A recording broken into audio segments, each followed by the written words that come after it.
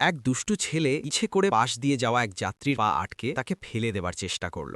যাত্রীটি দেখলেন সে শিশু, তাই তাকে ক্ষমা করলেন। এরপর ছেলেটি বারবার তার সামনের সিটে লাথি মারতে লাগল। যাত্রী ভদ্রভাবে তাকে শিষ্টাচার শেখানোর চেষ্টা করলেন, কিন্তু ছেলেটি উল্টো তার উপর এক পানি ঢেলে দিল। সেই যাত্রী আসলে একজন বিজ্ঞানী ছিলেন, যিনি একটি জরুরি কাজ সামলাচ্ছিলেন। অসহায় হয়ে তিনি বাথরুমে গিয়ে কাপড় পরিষ্কার করতে বাধ্য হলেন। কিন্তু বিজ্ঞানী চলে যাওয়ার পর ছেলেটি তার কম্পিউটারের ওপর প্রস্রাব করে দেয়। সেই কম্পিউটার দিয়ে গুরুত্বপূর্ণ ফাইল পাঠানো হচ্ছিল। লোকটি ফিরে এসে ছেলেটিকে থামাতে ছুটে গেলেন, কিন্তু ততক্ষণে ফাইলগুলো ক্ষতিগ্রস্ত হয়ে যায়। সৌভাগ্যক্রমে তিনি দ্রুত মেরামত করে বড় ক্ষতি এড়াতে সক্ষম হন। এদিকে ছেলেটির মা দেখলেন তার ছেলে পড়ে গেছে, আর তিনি ভীষণ রেগে গিয়ে লোকটির কলার চেপে ধরে ক্ষমা চাইতে বলেন। ফ্লাইট অ্যাটেন্ডেন্ট দ্রুত এসে তাদের থামালেও মহিলা সঙ্গে সঙ্গে ক্ষমা চাইতে জোর করতে থাকেন। অন্য যাত্রীরা মা ছেলের আচরণের সমালোচনা করলে তারা নিজেদের ভুল স্বীকার না করে উল্টো সবাইকে গালাগাল শুরু করে।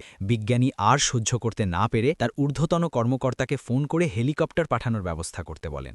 এতে মহিলা তাকে ব্যঙ্গ করতে থাকেন। লোকটি আর কথা না বাড়িয়ে ব্যাগ গুছিয়ে নামার প্রস্তুতি নেন। ঠিক তখনই ছেলেটি তার কম্পিউটার নিয়ে নেয়। বিজ্ঞানী ভয়ে অনুরোধ করেন কম্পিউটারটি ফেরত দিতে, কিন্তু ছেলেটি তা দিয়ে গেম খেলতে চায়। লোকটি খাবার দিয়ে বিনিময় করতে চাইলে ছেলেটির মা বলেন তার ছেলের ইচ্ছা করা নাকি সম্মানের বিষয়। যাত্রীরা ক্ষুব্ধ হয়ে কম্পিউটার ফেরত দিতে বলেন। বিজ্ঞানী জানান এই ফাইলগুলো ট্রাফিক সিস্টেমের জন্য অত্যন্ত গুরুত্বপূর্ণ, এগুলো নষ্ট হলে পুরো ট্রাফিক ব্যবস্থা বন্ধ হয়ে যাবে। কিন্তু ছেলেটি তা বিশ্বাস না করে কম্পিউটারটি মাটিতে আছড়ে ফেলে সম্পূর্ণ ভেঙে ফেলে। এর ফলে সত্যিই মারাত্মক সমস্যা দেখা দেয়। সব ট্রাফিক ব্যবস্থা বিকল হয়ে যায়, এমনকি ট্রেনের সিগন্যালও হারিয়ে যায়। কামরায় বিশৃঙ্খলা শুরু হয়। সৌভাগ্যক্রমে ট্রেনের চালক দ্রুত নিয়ন্ত্রণ নেন।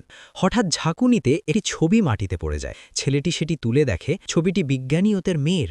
বহু বছর ধরে কাজের চাপে তিনি মেয়ের সঙ্গে শেষ সময়টুকু ভালোভাবে কাটাতে পারেননি। বিজ্ঞানী ছবিটি ফেরত চাইলে ছেলেটি সেটিও ছিঁড়ে ফেলে। এবার বিজ্ঞানী আর নিজের আবেগ সামলাতে পারেন না। ঠিক তখনই তার ঊর্ধ্বতন কর্মকর্তা একটি দল নিয়ে তাকে খুঁজতে আসেন, আর সেই দুষ্টু ছেলেও তার পরিবারের জন্য অপেক্ষা করছিল আজীবন কারাবাসের শাস্তি।